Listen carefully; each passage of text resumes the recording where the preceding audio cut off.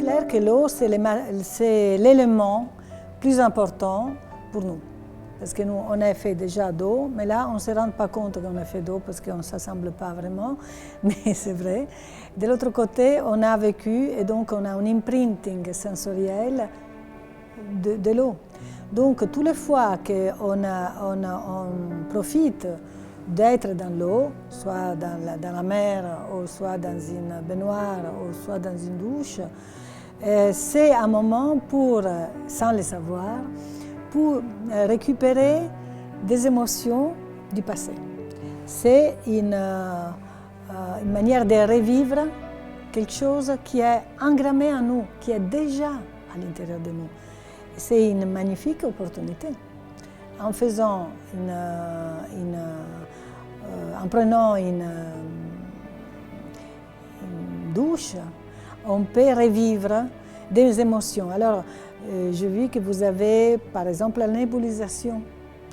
La nébulisation, je pense que dans la peau, ça donne exactement la sensation d'être comme dans une grotte, mais là aussi très archaïque.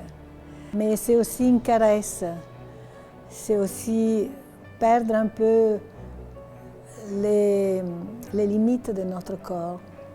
C'est une caresse plus légère d'une caresse. C'est pour ça que les Romains et les Orientaux avaient cet intérêt et cette attention au corps. Ils avaient bien compris que c'était très important de partir du corps, partir de cette attention aux perceptions du corps.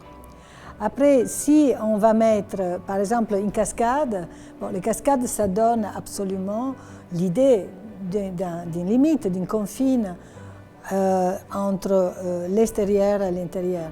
Là, le corps, on le sent, parce que c'est presque brusqué. Donc, on a un massage qui donne la perception de notre peau. Combien on a besoin d'être caressé pour être bien. Sera la thérapie journalière, une caresse. Bon, c'est mieux si on a la caresse de quelqu'un, mais si on n'a pas la caresse de quelqu'un, c'est quand même une caresse de substitution qui nous fait du bien. Ce qui passe est aussi au niveau philosophique, tout passe. Donc on se laisse aussi aller, parce qu'on doit aussi se laisser aller. Pas avoir peur du moment qu'on est en train de passer. Tout coule et se mettre un peu à l'image de cette eau qui coule et qu'on doit laisser couler. Et quelque chose, même les choses négatives, même les chagrins, même les larmes,